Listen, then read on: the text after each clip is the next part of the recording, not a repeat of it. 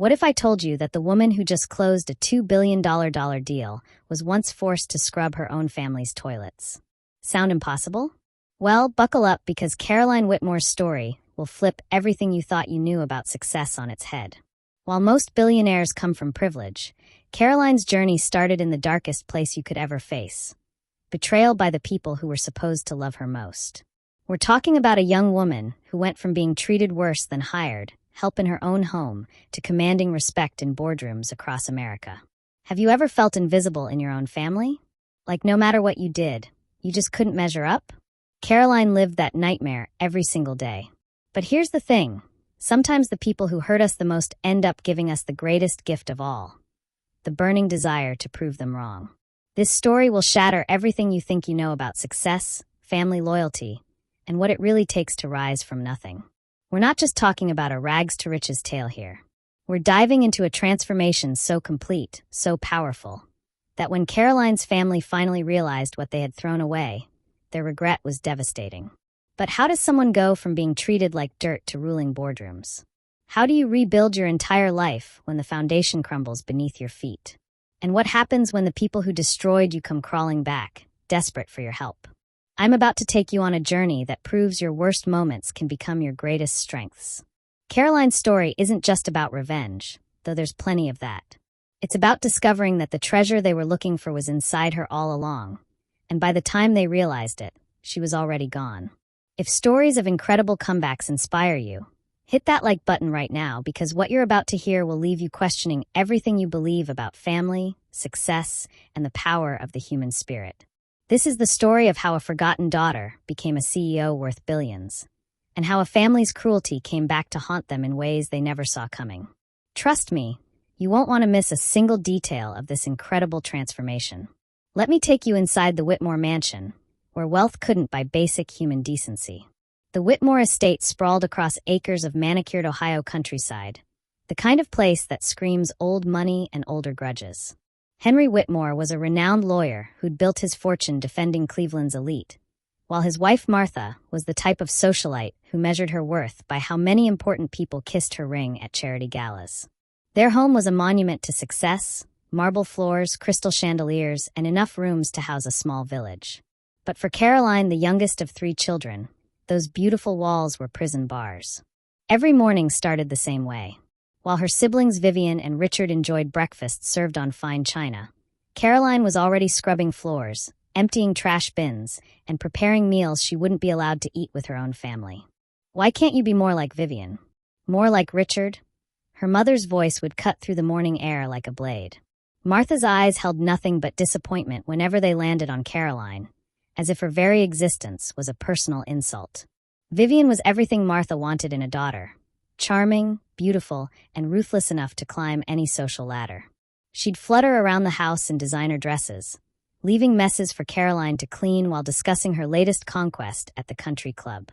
Richard, the golden son, was following perfectly in his father's footsteps. Law school, prestigious internships, and a network of connections that would secure his future. He barely acknowledged Caroline's presence, treating her like part of the furniture. But Caroline? She was the mistake they couldn't erase, the child who somehow failed to live up to their impossible standards. Her dreams of becoming a writer were dismissed as foolish fantasies. Her attempts to join family conversations were met with eye rolls and cutting remarks. Now, you might be thinking this sounds extreme, but family abuse like this happens more than you'd believe. The difference is, most families don't force their own daughter to serve dinner to guests who don't even know she lives there. Caroline would stand in the corner, invisible in her own home, listening to her parents brag about their 2 wonderful children, while she held a tray of drinks. The humiliation burned, but she learned to hide it behind a mask of quiet dignity. The cruelest part wasn't the physical labor, it was the systematic erasure of her identity. Family photos lined the hallways, but Caroline had been cropped out of most of them. Her bedroom was the smallest in the house, tucked away like a shameful secret. Drop a comment if you've ever felt like the odd one out in your family, because what Caroline endured goes beyond typical sibling rivalry. This was calculated emotional warfare designed to break her spirit completely. Late at night, when the mansion finally fell quiet, Caroline would pull out a battered notebook and write poetry, short stories, fragments of dreams she dared not speak aloud. Those pages became her lifeline, the only place where her thoughts mattered. She had no idea that this daily torture was actually forging something unbreakable inside her. A strength that would soon shake the very foundations of everything the Whitmores believed about power, worth, and family. But Caroline had no idea her family was planning the ultimate betrayal. It was a cold winter evening when everything changed forever. Caroline was finishing her duties in the kitchen when she heard voices drifting from her father's study. The door was slightly open, and what she heard made her blood run cold. "Dad's already signed the papers," Vivian was saying, her voice dripping with satisfaction. "Caroline gets nothing. She's dead weight." Caroline pressed herself against the wall, her heart hammering as the full weight of their conversation hit her. They were talking about the family trust, the inheritance that was supposed to secure all three children's futures. "About time," Richard's voice joined in. "She's never contributed anything anyway. Why should she benefit from what we've built?" Henry's deep voice rumbled with approval. "The lawyers have restructured everything. Vivian gets 40%, Richard gets 40%, and the remaining 20% goes to various charities. Caroline's name has been removed entirely. What if she finds out?" Vivian asked, but her tone suggested she didn't really care. "What's she going to do about it?" Richard laughed coldly. "She's got no skills, no connections, no backbone. She'll probably thank us for not throwing her out on the street." Martha's icy voice cut through the laughter. "Caroline has always been the weak link. We're protecting the family name by cutting her loose before she can embarrass us further." Caroline's legs nearly gave out beneath her.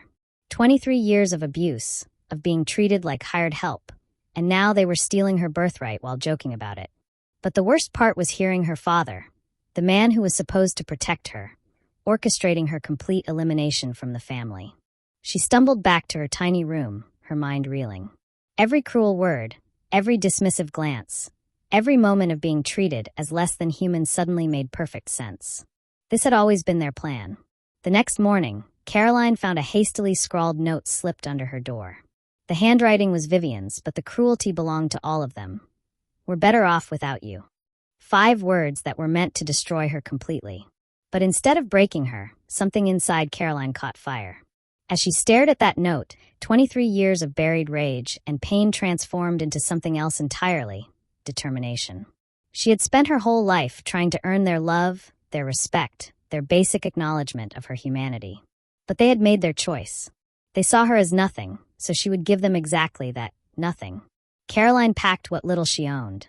A few changes of clothes, her worn notebook filled with stories and dreams, and a small jewelry box that had belonged to her grandmother, the only person who had ever shown her genuine love.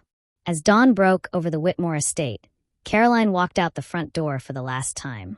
She didn't look back at the mansion that had been her prison for over 2 decades. She didn't leave a note or say goodbye to the people who had already said goodbye to her. What would you do in Caroline's shoes? Would you have the courage to walk away from everything you'd ever known, even if that everything was poisonous? Caroline was about to discover something about herself that would shock everyone, including her own family. She was about to learn that sometimes you have to lose everything to find out who you really are. And the Whitmores? They had just made the biggest mistake of their lives. They had no idea they had just set free the one person who would make them pay for every cruel word, every dismissive gesture, every moment they had treated her as less than human.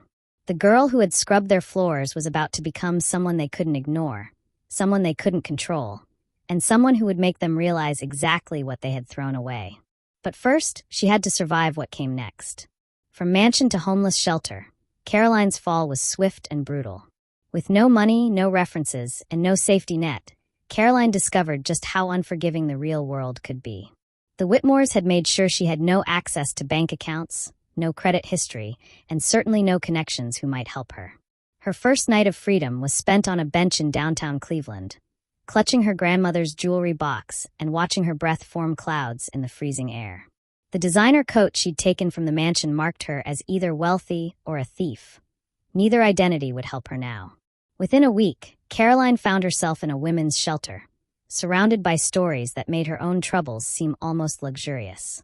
Here were mothers who'd fled abusive relationships with nothing but the clothes on their backs, elderly women whose families had abandoned them, and young girls who'd aged out of foster care with nowhere to go. "First time?"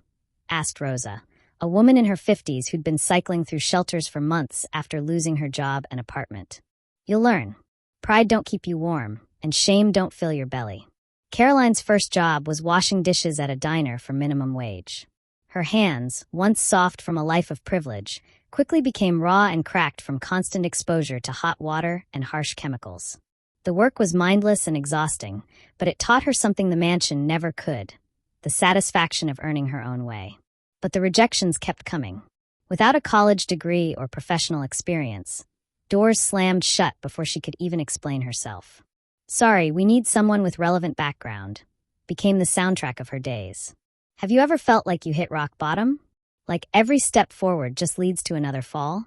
Caroline was living that reality, but something remarkable was happening in the process. At night, after her shifts at the diner, Caroline would volunteer at a community center, helping kids with their homework. These children, many from broken homes themselves, didn't care that she lived in a shelter or that her family had thrown her away. They just needed someone who believed they could succeed. "Miss Caroline, can you help me with this story I'm writing?" asked Marcus, a 10-year-old whose mother worked 3 jobs just to keep them housed. As Caroline helped Marcus craft his tale about a superhero who saved his neighborhood, she realized she was using skills she'd forgotten she possessed. Her love of writing, her ability to connect with people, her natural teaching instincts. These weren't weaknesses her family had claimed them to be. The community center became Caroline's sanctuary. While the shelter was about survival, this place was about hope. She started organizing reading groups, helping with job applications, and mentoring young women who reminded her of herself. "You're different," said Janet, the center's director.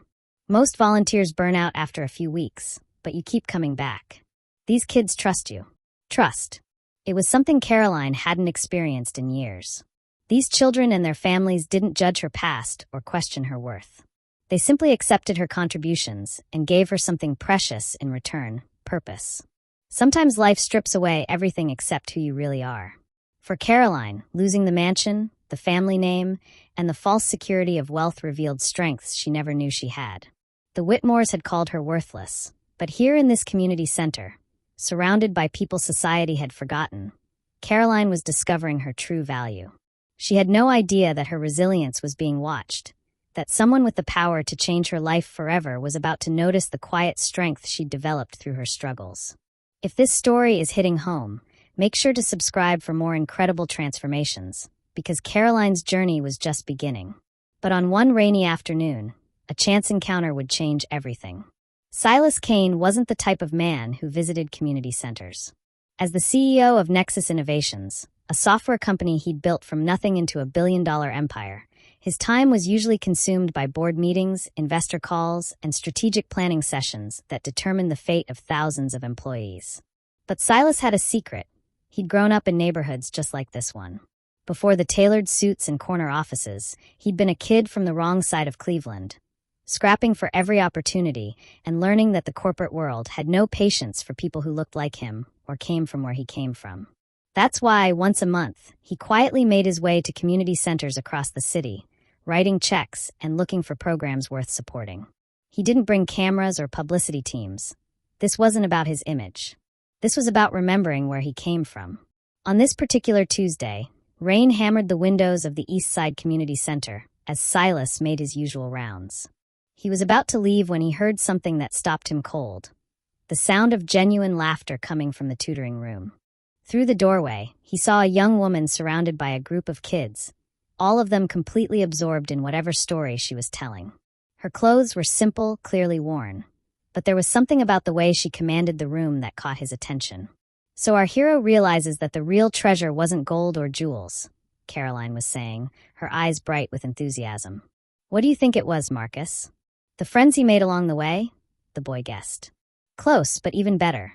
The treasure was discovering he had the power to help others all along. He just needed to believe in himself first."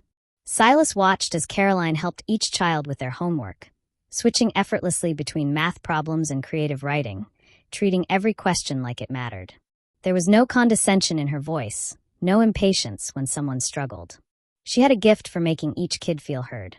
When the session ended and the children scattered toward home, Silas approached. "Excuse me, I couldn't help but notice your work with the kids. I'm Silas Kane." Caroline looked up, and Silas was struck by the intelligence in her eyes. Despite her circumstances, he could tell from her clothes and the weariness in her posture that life hadn't been easy. There was a sharpness there, a quick wit that most people missed because they never bothered to look. "Caroline Whitmore," she replied, extending her hand with quiet confidence. "Are you thinking about volunteering?" The kids could always use more mentors. Most people, upon meeting a billionaire CEO, either became tongue-tied or immediately started angling for something. Caroline did neither. She was genuinely interested in whether he might help the children, not what he could do for her. "Actually, I was more interested in talking to you," Silas said. "Where are you working now?" Caroline's expression dimmed slightly. "Mostly whatever I can find. Nothing permanent." "What's your background?" "Education." "I don't have a college degree," Caroline admitted, but her chin lifted with quiet pride. "But I've been teaching myself business management, reading everything I can get my hands on. I help with the center's operations here, budgeting, scheduling, coordinating with other organizations." Silas had built his fortune on recognizing potential that others overlooked. He'd seen Harvard MBAs who couldn't inspire a team and street-smart innovators who could revolutionize entire industries. Right now, watching Caroline organize the kids' materials with military precision while already planning tomorrow's session, he saw something special. "Tell me something," Silas said. "If you could do anything, build anything, what would it be?" Caroline paused, considering the question seriously. "I'd build bridges. Not the kind you drive over, but the kind that connect people who've been overlooked to opportunities they've been denied. Too many talented people never get a chance because they don't fit someone else's idea of potential." That answer told Silas everything he needed to know. This woman understood exactly what he'd spent years trying to accomplish with his own company. "I might have an opportunity that would interest you," he said, pulling out his business card. "Would you be willing to come in for a conversation?" Caroline stared at the card, "Nexus Innovations, CEO," and for a moment, her carefully maintained composure cracked. "You're serious?" "Completely serious. I've learned to recognize talent wherever I find it, and I haven't been wrong yet." Neither of them knew they were about to become the most powerful duo in Cleveland's tech scene. Neither realized that this conversation would eventually make Caroline one of the most influential executives in the country. All they knew was that sometimes when you're ready for change, the universe sends exactly the right person at exactly the right moment. What happened next was nothing short of extraordinary. Caroline's first day at Nexus Innovations was unlike anything she'd expected. While other companies might have buried a new hire in paperwork and orientation videos, Silas threw her straight into the deep end. "I need you to sit in on this client meeting," he said on her second morning. "Just observe, take notes, and tell me what you think afterward." The meeting was with a Fortune 500 company looking to modernize their entire data management system, a multi-million-dollar deal that could make or break Nexus's quarterly projections. Caroline watched as Silas presented their proposal with the confidence of someone who'd done this 1,000 times. But she also noticed what he missed. "The CFO wasn't convinced," Caroline said afterward, her notebook filled with observations. "Every time you mentioned cost savings, she shifted in her chair and looked at the timeline. She's not worried about the money. She's worried about implementation disrupting their Q4 reporting cycle." Silas stopped mid-stride. In 10 minutes, Caroline had identified the exact concern that had been nagging at him throughout the entire presentation. "What would you suggest?" "Offer a phased rollout that protects their critical reporting periods. They'll pay more for the convenience, but they'll sleep better at night." When they restructured the proposal using Caroline's insights, the client signed the next day. That was just the beginning. Within weeks, Caroline wasn't just taking notes in meetings. She was contributing ideas that saved deals and identified opportunities others had missed. Her ability to read people, honed through years of navigating her family's emotional minefield, made her invaluable in client negotiations. "How did you know he was about to walk away?" Silas asked after Caroline had smoothly redirected a tense negotiation. "His tells," she replied matter-of-factly. "Same way I learned to tell when my mother was about to explode. You watch their hands, their breathing, where their eyes go when they're uncomfortable." But Caroline's real gift emerged when Silas started giving her operational responsibilities. The organizational skills she developed managing the community center, combined with her natural leadership ability, transformed how Nexus functioned. She streamlined their project management system, reducing delivery times by 30%. She created employee development programs that cut turnover in half. She established partnerships with local schools and community organizations, bringing in fresh talent that other companies overlooked. She's not just smart, remarked Tom Rodriguez, Nexus's head of engineering. She makes everyone else smarter too. I've never seen anything like it. By her first anniversary at Nexus, Caroline had been promoted to operations manager. By her second, she was director of strategic development. Each promotion came with challenges that would have overwhelmed someone with twice her formal education. But Caroline approached every obstacle with the same methodical determination that had carried her through her darkest days. Meanwhile, whispers began to reach the ivory towers of Cleveland's elite circles. Henry Whitmore's forgotten daughter wasn't so forgettable after all. Business journals were starting to mention her name. Industry conferences were requesting her as a speaker. Did you see this? Martha Whitmore asked her husband one morning, holding up a copy of Cleveland Business Weekly.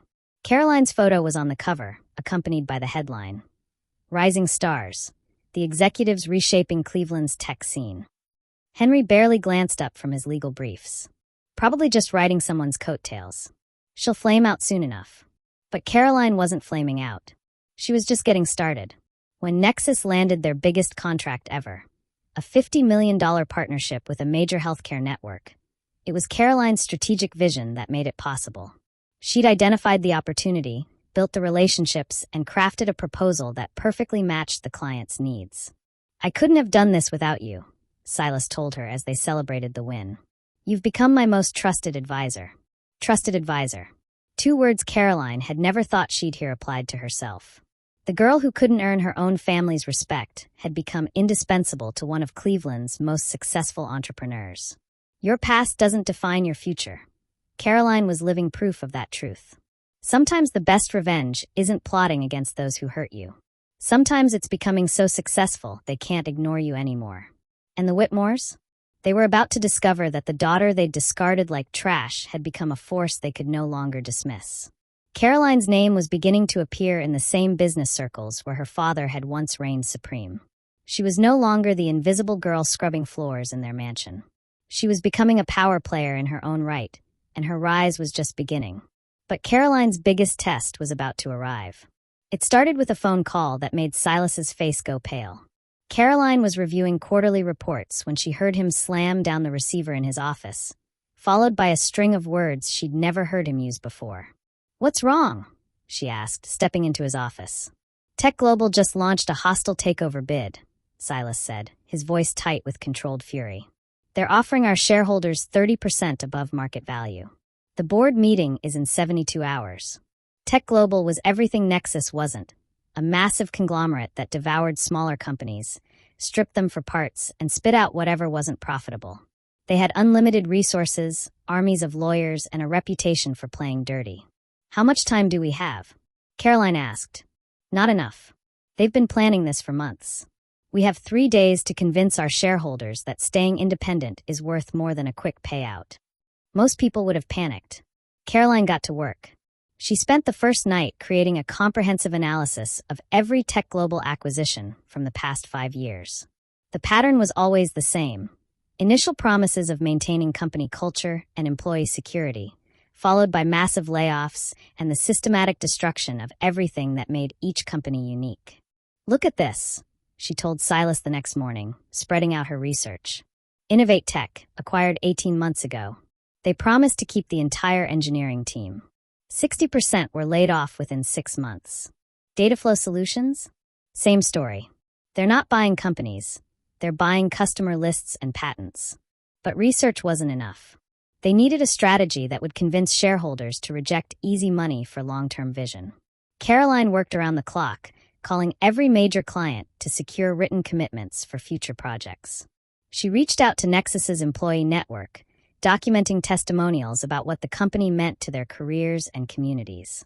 She compiled financial projections that showed how Tech Global's track record of acquired companies consistently destroyed shareholder value within 2 years. "You need to see this," Caroline said, bursting into Silas's office at 2 a.m. on the second night. "I've been running numbers on their integration failures. Companies they acquire lose an average of 40% of their value within 18 months. The quick payout isn't just morally wrong, it's financially stupid. By the morning of the board meeting, Caroline had assembled a presentation that was part financial analysis, part moral argument, and part battle cry for independence. But she knew presentations didn't win wars, people did. "I want to address the board," she told Silas. "Caroline, these are some of the most powerful investors in the Midwest. They're not going to listen to what? Someone without an MBA? Someone who used to live in a shelter?" Caroline's voice was steady, but there was steel underneath. "Good. Maybe that's exactly what they need to hear." The boardroom was packed with suits and skeptical faces when Caroline stood up. She could feel their judgment, their assumption that she was out of her league. It felt exactly like standing in her family's dining room, being dismissed before she could speak. But Caroline wasn't that powerless girl anymore. 6 months ago, Tech Global acquired Streamline Soft, she began, her voice clear and confident. They promised the employees their jobs were safe. Today, Streamline Soft's Cleveland office is empty, and 300 families are looking for work. That's not just a business decision, that's 300 broken promises. She walked them through the numbers, the patterns, the inevitable destruction that followed every Tech Global acquisition. But more than that, she painted a vision of what Nexus could become if they stayed independent, a model for how successful companies could lift up entire communities. "We're not just choosing between two offers," Caroline concluded. "We're choosing between being part of a machine that destroys everything it touches, or being part of something that builds lasting value for everyone involved." The vote wasn't even close. The takeover bid was rejected unanimously. If you're loving this incredible comeback story, smash that like button, because Caroline had just proven she was no longer someone who could be pushed around. After the meeting, as board members filed out shaking hands and congratulating each other, Silas pulled Caroline aside. "I'm promoting you to Chief Operating Officer," he said. "You just saved this company, and you did it by being exactly who you are." Chief Operating Officer, the second most powerful position at Nexus Innovations. Caroline had gone from homeless shelter to corporate executive suite in less than 4 years. But the ultimate confrontation was still coming. News of Caroline's heroic save of Nexus Innovations was spreading through Cleveland's business community, and it wouldn't be long before it reached the people who had once treated her like she was worthless. The Whitmores were about to discover that their biggest mistake was coming back to haunt them. And karma delivered the most poetic justice you could ever witness.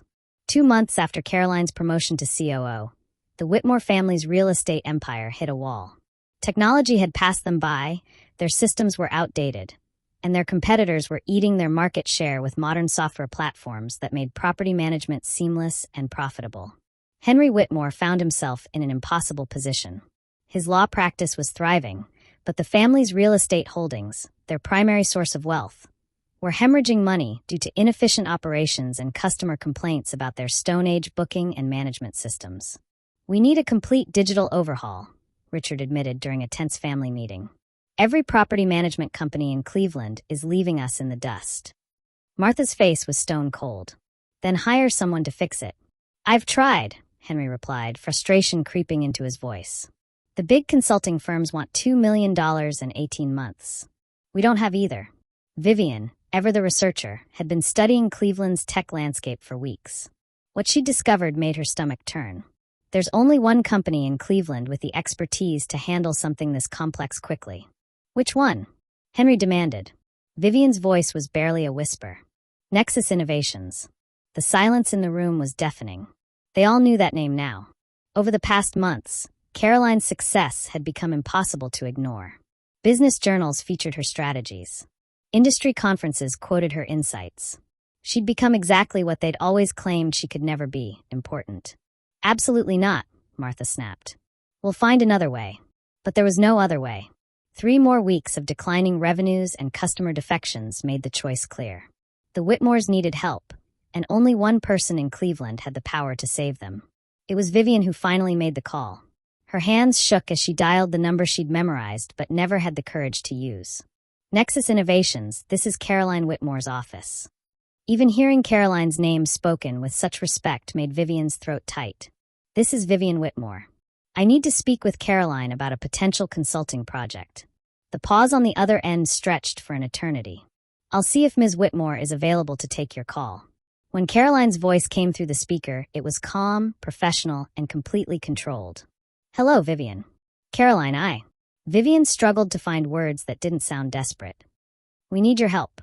The business depends on it. Caroline let the silence hang between them.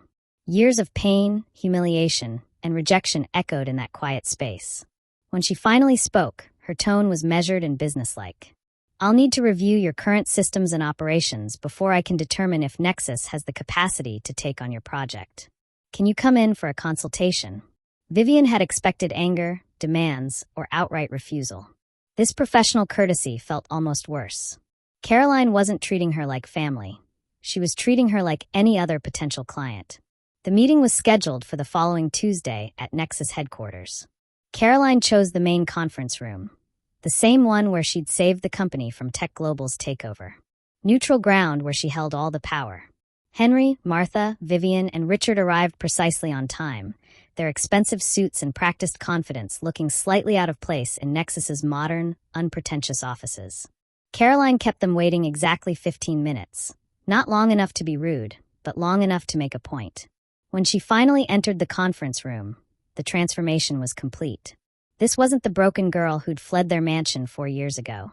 This was a woman who commanded respect, who belonged in boardrooms, who carried herself with the quiet confidence of someone who'd earned every bit of power she wielded. Thank you for coming, Caroline said, taking her seat at the head of the table, a position that would have been unthinkable in their family dining room. I understand you're experiencing some operational challenges. Martha's eyes flashed with the old irritation.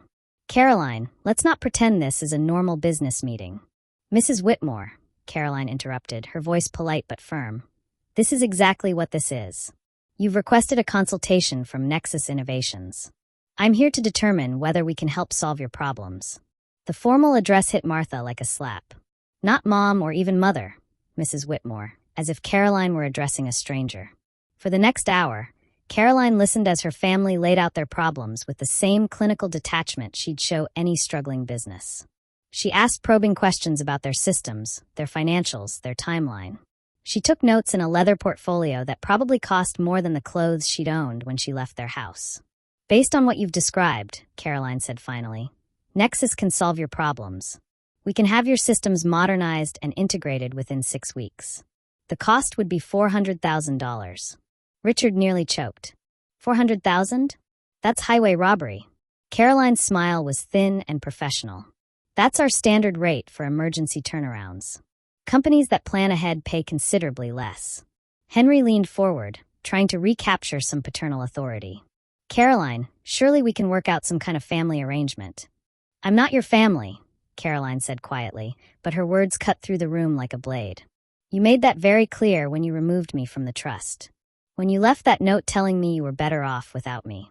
When you spent 23 years treating me like I was worthless. The temperature in the room seemed to drop 20 degrees.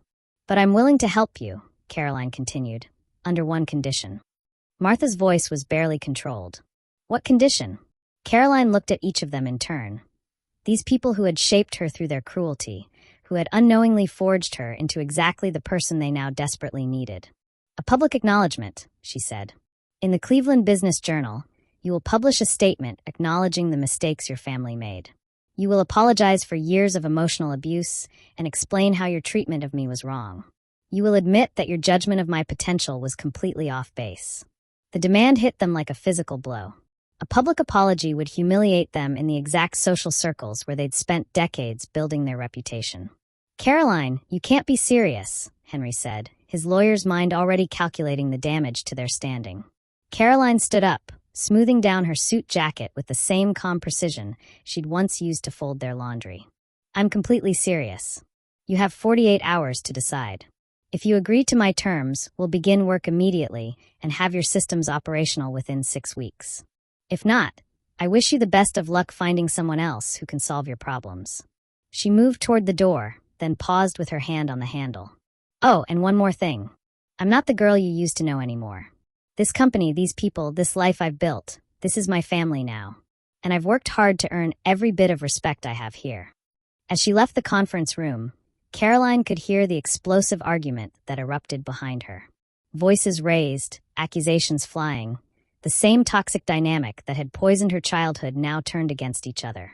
But Caroline felt nothing but calm satisfaction. For the first time in her life, The Whitmores needed her more than she needed them, and she was going to make sure they never forgot it. But Caroline's story wasn't finished yet. Within 24 hours, the Cleveland Business Journal received a carefully crafted statement from the Whitmore family. Henry's legal training was evident in every word. The apology was thorough enough to meet Caroline's demands while trying to minimize the damage to their reputation. The Whitmore family acknowledges that we failed Caroline in fundamental ways during her formative years. Our treatment of our youngest daughter was inexcusable, and our failure to recognize her exceptional potential represents one of the greatest mistakes of our lives. We deeply regret the pain we caused and publicly apologize for the emotional abuse Caroline endured while living in our home. The business community's reaction was swift and brutal. Phone calls poured into the Whitmore law offices, some expressing shock, others cutting ties entirely. Martha's social circle turned frigid overnight. The family that had built their identity on appearing perfect had been forced to admit their deepest shame in print. But for Caroline, reading that apology felt like the final weight lifting from her shoulders. Not because she needed their validation anymore, but because the truth was finally on record. 6 weeks later, the Whitmore real estate systems went online flawlessly. Caroline had assembled her best team and delivered exactly what she'd promised. A complete digital transformation that brought their operations into the 21st century. The irony wasn't lost on anyone involved. The daughter they'd deemed worthless had just saved the family fortune. But Caroline's greatest triumph was still ahead of her. 2 years later, Silas called Caroline into his office with news that would change everything. "My doctors are recommending I step back," he said, his voice heavy with reluctance. "The heart issues are more serious than we thought. I need to reduce my stress levels significantly." Caroline felt her world shift. Silas had been more than a boss. He'd been her mentor, her champion, the first person to see her potential when no one else would. "What does that mean for Nexus?" she asked. Silas smiled, and for the first time in weeks, his eyes looked genuinely happy. "It means you're going to be CEO, Caroline. The board voted unanimously this morning. CEO. Chief Executive Officer of a billion-dollar company. The girl who'd once scrubbed toilets in her family's mansion was now positioned to lead one of Cleveland's most successful businesses." Caroline's first year as CEO exceeded every expectation. She expanded Nexus into new markets while maintaining the company culture that made it special. She established scholarship programs for underprivileged students. She created mentorship initiatives that paired successful professionals with kids from community centers, just like the one where she'd volunteered. Under her leadership, Nexus's revenue grew by 40%. More importantly, employee satisfaction reached all-time highs. Caroline had learned from her own experience that people perform best when they feel valued and seen. The business world took notice. Fortune magazine featured her on their 40 Under 40 list. Harvard Business School invited her to speak about unconventional paths to leadership. TED Talk invitations flooded her office. But Caroline's most meaningful project was deeply personal. She wrote a memoir titled The Treasure Within, From Invisible to Indispensable. The book detailed her journey from family scapegoat to corporate leader. But more than that, it became a manual for anyone who'd ever been told they weren't good enough. The book tour took her across the country, where she spoke to packed auditoriums full of people who saw their own struggles reflected in her story. Young women from difficult families, employees who felt overlooked at work, anyone who'd ever been made to feel invisible. "Your current situation is not your final destination," became Caroline's signature message. "The people who hurt you today might need you tomorrow. But by then, you won't need their approval anymore." Meanwhile, the Whitmores watched Caroline's ascent from an increasingly uncomfortable distance. Every magazine cover featuring her face, every news story about her success, every speaking engagement where she inspired thousands. It all served as a constant reminder of what they'd thrown away. Richard's law career had stagnated. Vivian's marriage to a minor socialite had produced nothing but debt and disappointment. Martha's social standing never recovered from the public apology, and Henry found himself increasingly irrelevant in a legal world that was moving beyond his old-school methods. They had remained wealthy, but Caroline had become something more. She had become significant. The final twist came 5 years after Caroline became CEO. Nexus Innovations acquired a major competitor, making Caroline one of the most powerful executives in the entire Midwest. The acquisition was front-page news across Ohio's business publications. That evening, Caroline stood in her corner office, looking out at the Cleveland skyline she now helped shape. The city lights twinkled below, and somewhere in those lights was the community center where she'd first discovered her true calling. Her assistant knocked softly. "Ms. Whitmore? There's a call from Henry Whitmore." Caroline considered for a moment. She could take the call, listen to whatever plea or reconciliation attempt her father had prepared. She could engage with the family drama that had once consumed her entire world. Instead, she smiled and shook her head. "Please tell Mr. Whitmore that I'm not available. If he'd like to discuss business matters, he can schedule an appointment through the normal channels." As her assistant left to deliver the message, Caroline returned to her work. She had a company to run, employees to support, and a community to serve. The Whitmores had taught her a valuable lesson about family. Sometimes the people who share your blood are the least likely to see your worth.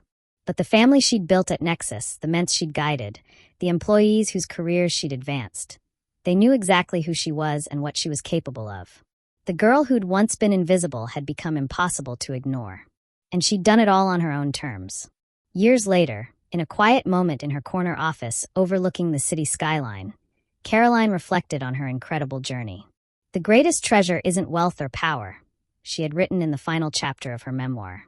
"It's the courage to believe in yourself when no one else does." Caroline's story teaches us something profound about human potential and the unexpected paths to success. Sometimes the people who are supposed to love us most become our greatest obstacles. Sometimes family can be the source of our deepest wounds. But those wounds, when they heal properly, can become our greatest strengths. The Whitmores thought they were discarding dead weight when they cut Caroline out of their lives. They had no idea they were setting free someone who would eventually surpass everything they had ever accomplished. Their cruelty didn't destroy her. It forged her into someone unbreakable. Think about Caroline's transformation. She went from scrubbing floors in her family's mansion to signing multi-million-dollar deals in boardrooms. From being invisible in her own home to being featured on magazine covers across the country. From having her dreams dismissed as foolish fantasies to inspiring thousands of people through her writing and speaking. But here's what makes Caroline's story truly powerful. She didn't succeed despite her painful past. She succeeded because of it. Every cruel word taught her empathy. Every moment of being overlooked taught her to notice potential in others. Every time she was made to feel worthless taught her the true value of treating people with dignity and respect. The skills that made Caroline an exceptional CEO weren't learned in business school. They were developed in that community center, working with forgotten kids who reminded her of herself. They were honed during those desperate months of survival, when she learned that true strength comes from persevering when everything seems hopeless. Caroline's story also reveals something important about recognizing potential. Silas Kane became a billionaire because he had the wisdom to see value where others saw nothing. While the Whitmores judged Caroline by their narrow standards of worth, Silas recognized her intelligence, her resilience, and her natural leadership abilities. How many Caroline Whitmores are there in the world right now? How many brilliant, capable people are being overlooked because they don't fit someone else's idea of potential? How many families are throwing away their greatest treasures because they're too blind to see what's right in front of them? The most devastating part of this story isn't Caroline's suffering, it's her family's loss. They had a daughter with incredible gifts, someone who could have been their greatest pride and joy.